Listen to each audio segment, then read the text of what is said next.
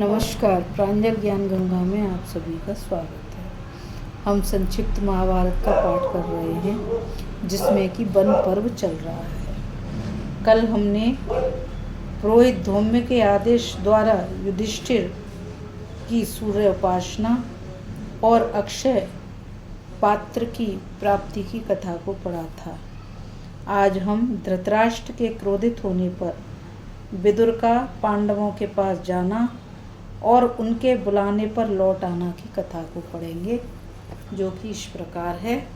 तो चलिए अब कथा शुरू करते हैं। वैशंपायन जी कहते हैं, जन्मेजय, जब पांडव वन में चले गए तब प्रज्ञा चक्षु धृतराष्ट्र के चित्त में बड़ी उद्विग्नता और जलन होने लगी। उन्होंने परम ज्ञान संपन्न धर्मात्मा विदुर को बुलाया और उनसे कहा, भाई विदुर, तुम्हारी बुद्धि महात्मा शुक्राचार्य के समान शुद्ध है। तुम सूक्ष्म से सूक्ष्म और श्रेष्ठ धर्म को समझते हो। कौरव और पांडव तुम्हारा सम्मान करते हैं और दोनों के प्रति तुम्हारी समान दृष्टि है। अब तुम कोई ऐसा उपाय बतलाओ जिससे दोनों का हित साधन हो। अब पांडवों के चले जाने पर मुझे क्या करना चाहिए? प्रजा किस प्रकार हम लोगों से प्रेम करे, पांडव भी क्रोधित होकर हम लोगों की कोई हानि न कर सकें, ऐसा उपाय तुम बताओ। विदुर जी ने कहा, राजन, अर्थ, धर्म और काम, इन तीनों के फल की प्राप्ति धर्म से ही होती है। राज्य की जड़ है धर्म। आप धर्म में स्थित होकर पांडवों की और अपने पुत्रों की रक्षा कीजिए। आपके पुत्रों ने शकुनी की सलाह से भरी सभा में धर्म का तिरस्कार किया है, क्योंकि सत्यसंध युधिष्ठिर को कपट धूत से हराकर उन्होंने उनका सर्वस्व छीन लिया है। यह बड़ा अधर्म हुआ। इसके निवारण का मेरी दृष्टि में एक ही उपाय है। वैसा करने से आपका पुत्र पाप और कलंक से छूटकर प्रतिष्ठा प्राप्त करेगा। वह उपाय यह है कि आपने पांडवों का जो कुछ छीन लिया है वह सब उन्हें दे दिया जाए। राजा का यह परम धर्म है कि वह अपने हक में ही संतुष्ट रहे, दूसरे का हक ना चाहे। जो उपाय मैंने बताया है उससे आपका लांछन छूट जाएगा। भाई भाई में फूट नहीं पड़ेगी और अधर्म भी नहीं होगा। यह काम आपके लिए सबसे बढ़कर है कि आप पांडवों को संतुष्ट करें और शकुनी का अपमान करें। यदि आपके पुत्रों का सौभाग्य तनिक भी शेष रह गया हो तो शीघ्र से शीघ्र यह काम कर डालना चाहिए।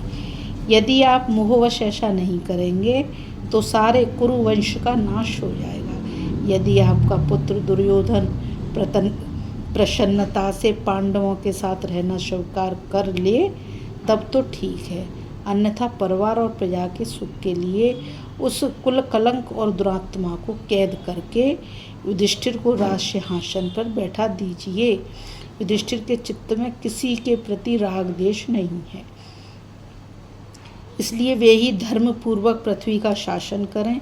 यदि सब लोग मेल मिलाप से रह सकें तो पृथ्वी के सभी राजा हमारे सामने वेश्यों के समान सेवा करने के लिए उपस्थित हों। दुशासन भी भरी सभा में भीमसेन और द्रौपदी से क्षमा याचना करे। आप युधिष्ठिर को सांत्वना देकर राज सिंहासन पर बैठा दें। और तो क्या कहूँ, बस आप इतना करने से कृत्य हो जाएंगे। धृतराष्ट्र ने कहा, विदुर, यह तुम क्या कह रहे हो? तुम पांडवों का हित चाहते हो और मेरे पुत्रों का अहित। मेरे मन में तुम्हारी बातें नहीं बैठती। तुम बार बार पांडवों के पक्ष की ही बात करते हो। भला मैं उनके लिए अपने पुत्रों को कैसे छोड़ सकता हूँ? विदुर, मैं तो तुम्हारा इतना सम्मान करता हूँ और तुम मेरे पुत्रों का अहित चाहते हो। अब मुझे तुम्हारी कोई आवश्यकता नहीं है। तुम्हारी इच्छा हो तो यहाँ रहो अथवा चले जाओ। इतना कहकर धृतराष्ट्र उठ खड़े हुए और झटपट महल में चले गए। धृतराष्ट्र की यह दशा देखकर विदुर ने कहा, अब कौरव कुल का नाश अवश्य भावी है। ऐसा कहकर उन्होंने पांडवों से मिलने के लिए यात्रा कर दी। यूँ तो विदुर के चित्त में सर्वदा ही पांडवों से मिलने की लालसा बनी रहती थी, परंतु आज धृतराष्ट्र के व्यवहार से उन्हें उसको पूरा करने का अवसर मिल गया और उन्होंने एक रथ पर सवार होकर काम्यक वन की यात्रा कर दी। उनके शीघ्रगामी घोड़ों ने थोड़े ही समय में उन्हें वहां पहुंचा दिया। उस समय धर्मात्मा युधिष्ठिर ब्राह्मणों, भाइयों और द्रौपदी के साथ बैठे हुए थे। उन्होंने देखा और दूर से ही पहचान लिया कि विदुर जी बड़ी शीघ्रता से हमारे पास आ रहे हैं। युधिष्ठिर जी ने भीमसेन से कहा, भाई पता नहीं कि इस बार विदुर जी यहाँ आकर हम लोगों से क्या कहेंगे। तदंतर पांडवों ने उठकर विदुर जी की अगवानी की, स्वागत सत्कार किया। विदुर जी भी यथा योग्य सबसे मिले। विश्राम के अनंतर पांडवों ने उनके पधारने का कारण पूछा। तब उन्होंने धृतराष्ट्र के व्यवहार का वर्णन किया।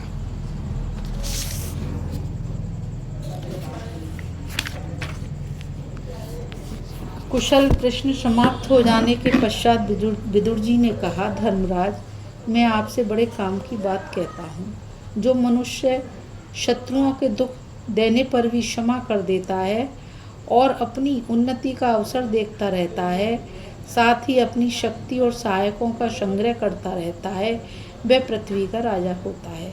जो अपने भाइयों को अलग नहीं कर देता, मिलाकर अपने साथ रखता है, उसके ऊपर कभी विपत्ति भी आ जाए तो सब लोग मिलजुल कर उसको सहन करते हैं और प्रतिकार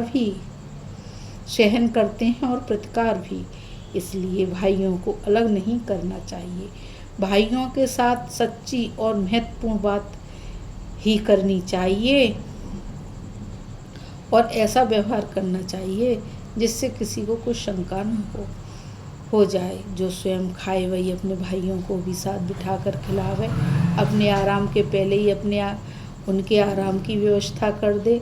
जो ऐसा करता है उसी का भला होता है।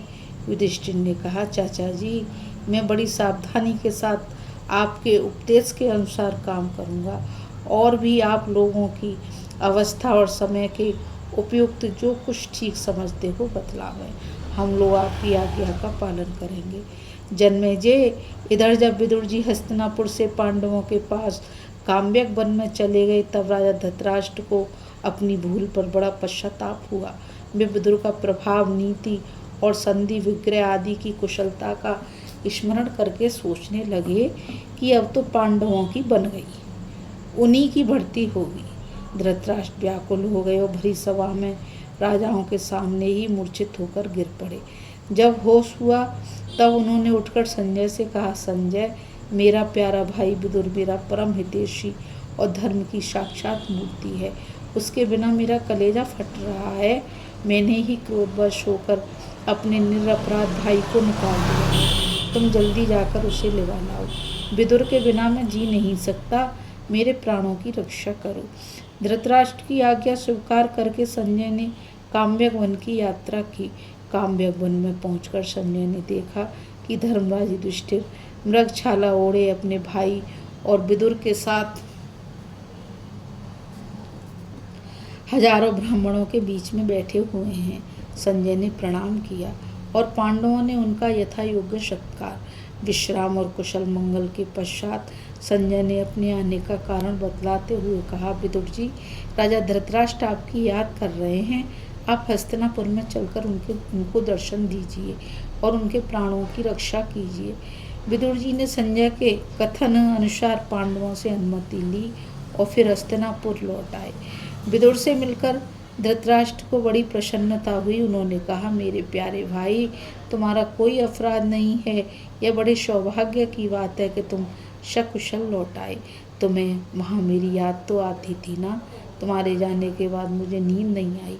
मैं जागृत अवस्था में ही अपने शरीर को श्रीहीन देखता था। मैंने तुमसे जो कुछ अनुचित कहा उसके लिए मुझे क्षमा कर दो। विदुर जी ने कहा, राजन, आप मेरे पूजनीय और बड़े हैं। मैंने तो आपकी बातों पर कुछ ध्यान ही नहीं दिया था। अब भला उसमें क्षमा करना क्या है। आपके दर्शन के लिए ही मैं यहाँ आया हूँ। मेरे लिए पांडव और आपके पुत्र एक से हैं। फिर भी पांडवों को असहाय देखकर मेरे मन में स्वभाव से ही उनकी सहायता करने की बात आती है। मेरे चित्त में आपके पुत्रों के प्रति कोई देश भाव नहीं है। इस प्रकार दोनों एक दूसरे को प्रसन्न करके सुख से रहने लगे। अभी हम धृतराष्ट्र के क्रोधित होने पर विदुर का पांडवों के पास जाना और उनके बुलाने पर लौट आना की कथा को पढ़ रहे थे। अब हम आगे कथा में दुर्योधन की दुर्भ संधि, व्यास जी का आगमन और मैत्रेय जी का शाप की कथा को पढ़ेंगे। और इस कथा में बस इतना ही।